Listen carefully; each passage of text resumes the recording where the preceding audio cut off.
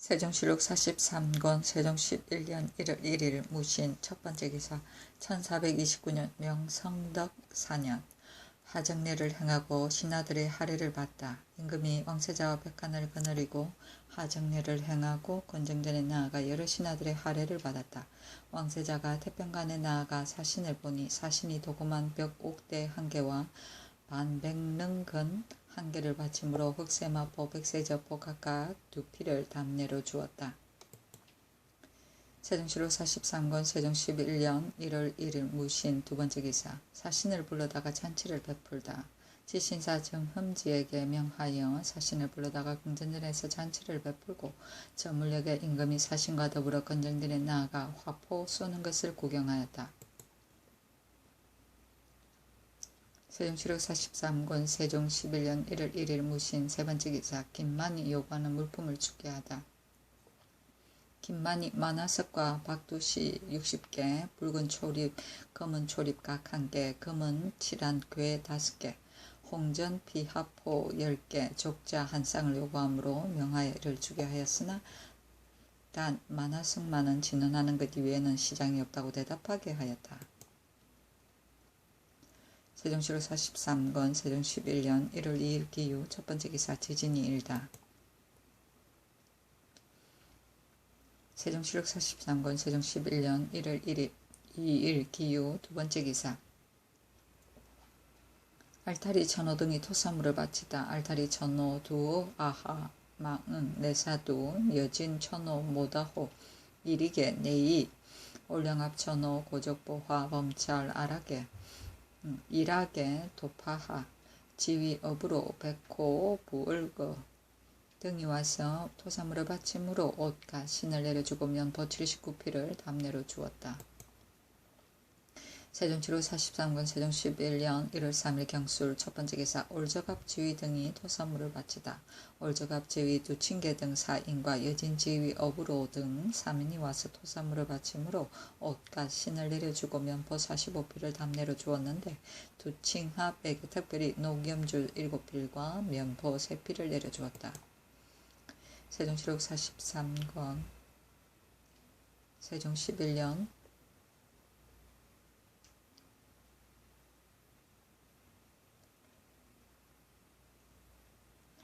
1월 3일 경술 두번째 기사 이조참이 박규로 황해도 관찰사로 삼다.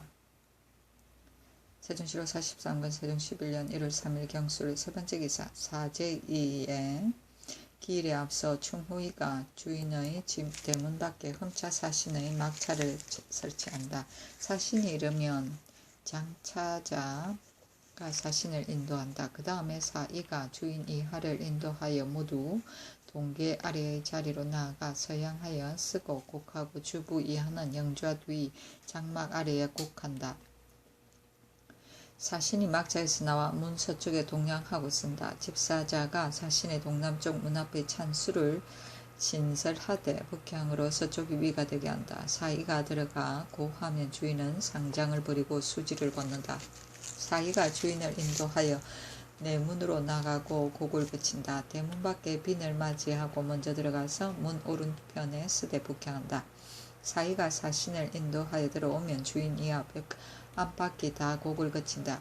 사신이 동계로 올라가 영좌 앞에 북향하여 쓰면 집사자가 찬수를 가지고 올라가 영좌 앞에 뱃을 한다. 사이가 주인을 인도하여 서계로 올라가 영좌 오른편에 쓴다.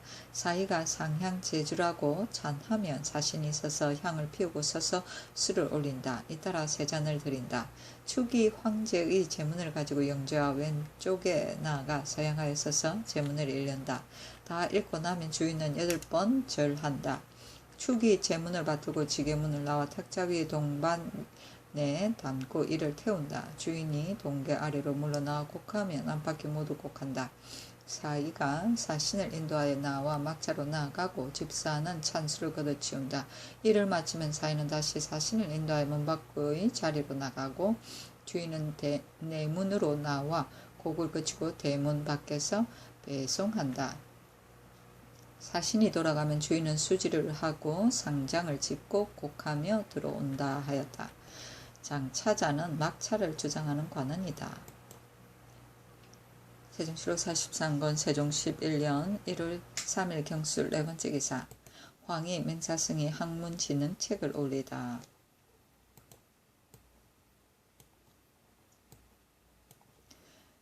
영지편전사 좌의정, 황희, 우의정, 맹사상 등이 상수를 하기를 공순이 생각하옵건대 조상전하께서는 하늘이 내신 불세출의 자질과 정일하고 밝으신 학문으로 문을 숭상하고 교화를 일으켜서 인문을 교양하고 인재를 양성하는 도를 지극히 하시고 극진히 하셨습니다.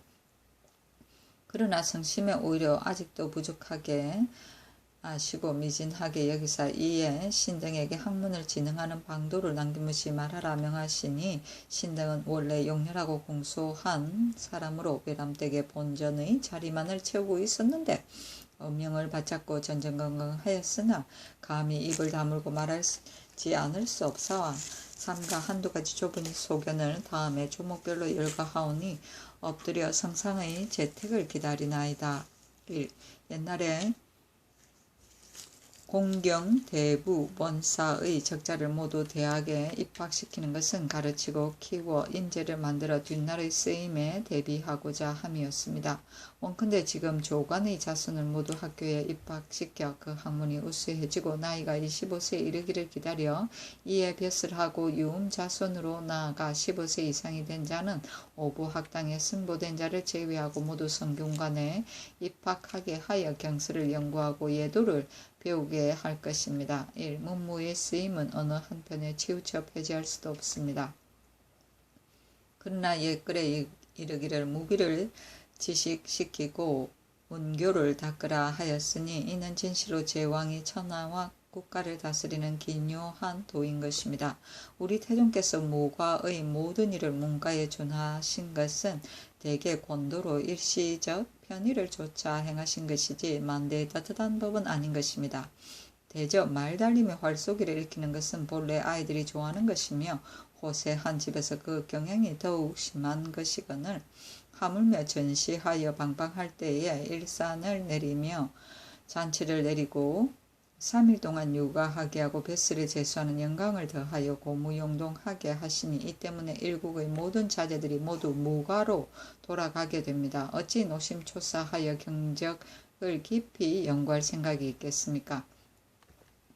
학문이 진흥하지 못하는 까닭은 진실로 이 때문입니다. 비옵건대 지금부터 무과 과거의 법도 한결같이 원육전에 의거하여 향시와 전시에 일산을 내리고 잔치를 내리는 등의 일은 모두 폐지하시고 사서와 일경을 고강하게 한다면 옛날에 양장이 시설에 힘쓰고 예악을 좋아하는 법에 거의 합치할 것입니다. 1. 전조 때의 구제, 도회, 과시의 법이 있어 선비들을 고무하여 사문을 흥기시키려는 술책으로 하였으니 문장에 득달한 선비가 빈번히 나온 것도 극히 생각하건대 이 때문이 아닌가 합니다.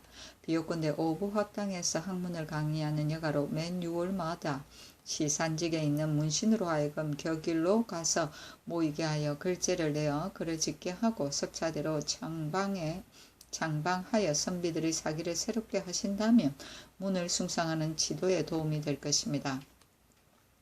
1. 대내외 춘추과시법이 이미 법으로 정하여져 있으니 비옵건대 이 법을 중요히 거듭 밝혀 정부 6조와 문신 관각 2품 이상은 성균관에 모여 혹 경서를 고강하기도 하고 혹 글을 짓게 하여 그 제예를 연마시키고 그 사기를 북돋게 할 것입니다. 외방각도에서도 또한 이 예를 모방하게 할 것입니다. 1. 거기 보건대 전하께서 만개의 바쁜 계를에도 대학의 유생들의 거처와 음식을 염려하시니 그 우대하시고 권면하시는 뜻은 옛날에 없었던 바입니다.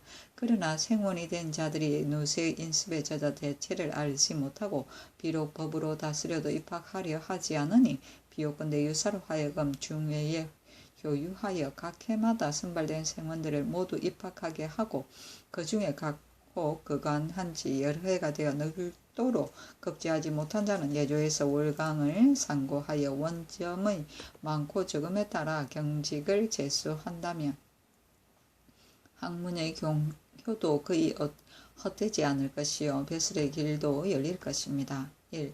외방각 고을에 모두 교수 훈도를 두고 감사가 그 전 죄를 고찰하며 예조에서 그 서도를 시험하여 위에 아래면 법으로도 타당하다 하겠습니다. 그러나 법은 있으나 그 시료를 보지 못하고 있으니 비요건대 경상 좌우도에 각각 도회 2개소를 두고 매 1개소마다 40인을, 전라 충청도에 각각 2개소를 두고 매 1개소마다 30인을, 강원도에 2개소를 두고 매 한 개소마다 20인을, 황해도 평안도에 각각 1개소를 두고 매 1개소마다 20인을, 함길도에 1개소를 두고 15인을 종운으로 하여 봄에는 3월 보름 뒤부터 4월 금운까지, 가을에는 8월 보름 뒤부터 9월 금운까지 경사를 통달한 교수나 학문을 좋아하는 생도를 뽑아 모아서 공능으로 먹여 학문에 부지런히 힘쓰게 하고 감사 수령이 돈독히 권면하면 궁촌이나 초야의 선배들도 그의 향방을 알게 되어 학문이 진작될 것입니다 하니,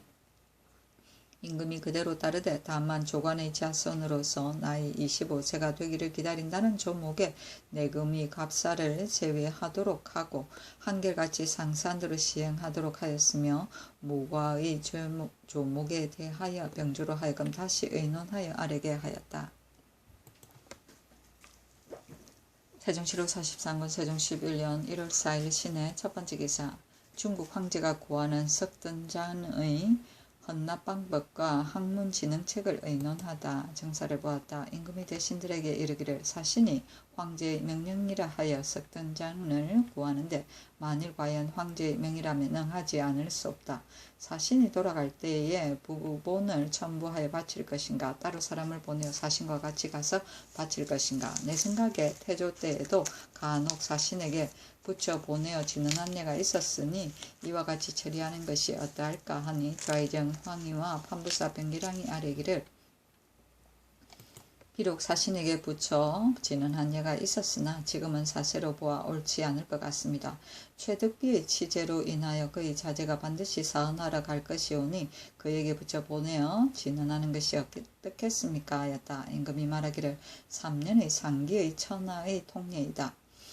옛날에 황제가 이 무창의 아비에게 치제한 바 있었는데 무창이 상기를 마친 뒤에 들어가 황제를 배웠고 벼슬을 받아 돌아왔다.